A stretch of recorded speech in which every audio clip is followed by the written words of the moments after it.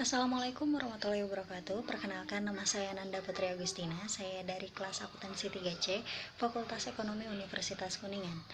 Dalam kesempatan kali ini, saya akan mencoba memberikan beberapa informasi mengenai pemuda atau anak muda dan kebiasaan berolahraga.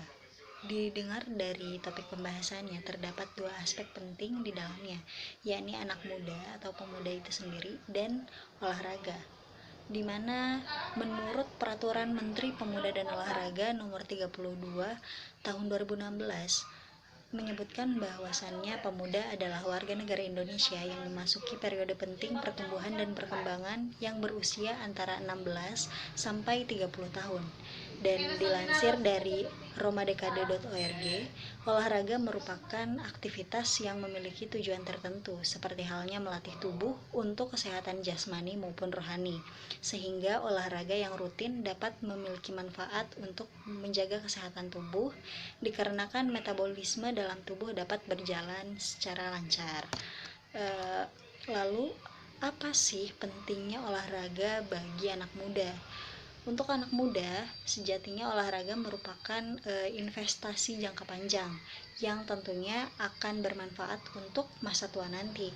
Karena baiknya masa muda itu diisi dengan kegiatan untuk membangun massa otot dan kepadatan tulang, sehingga ini membantu kita untuk mempertahankan kekuatan otot dan kepadatan tulang kita untuk tahun-tahun berikutnya, untuk masa tua nanti gitu. Dan itu berkaitan dengan manfaat olahraga itu sendiri. Yang pertama, menjauhkan diri dari berbagai macam penyakit. Kita tentunya setuju ya,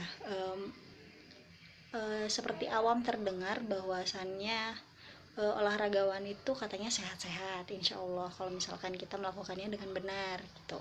Yang kedua, merangsang pertumbuhan ideal, di mana olahraga ini merupakan salah satu metode mungkin yang bisa digunakan untuk merangsang pertumbuhan agar terhindar dari kekerdilan atau yang kita sebut sebagai stunting ya. Yang ketiga, menangkal obesitas. Ini kabar baiknya untuk kita yang mungkin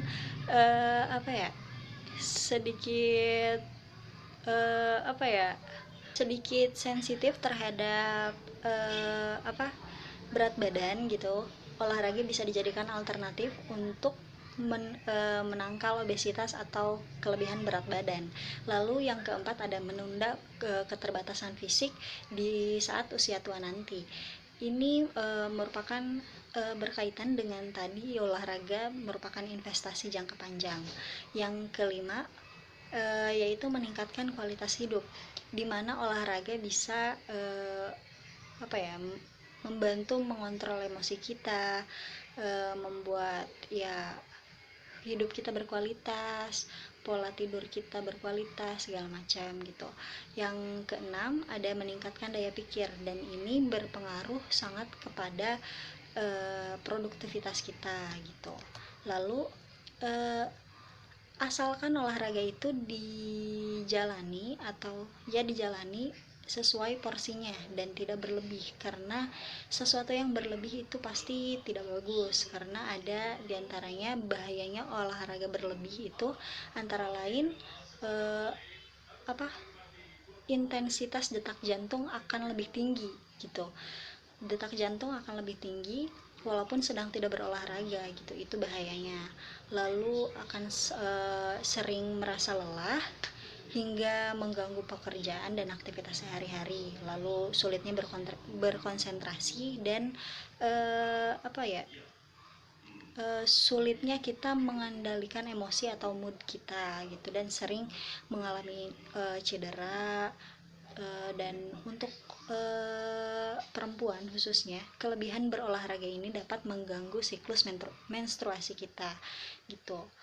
Dan bagaimana sih cara kita mengatasi bahaya olahraga yang berlebih itu. Yang pertama itu kita berhenti olahraga sejenak gitu. Misalkan di minggu ini, misalkan kita biasanya olahraga dilakukan setiap hari dalam satu minggu.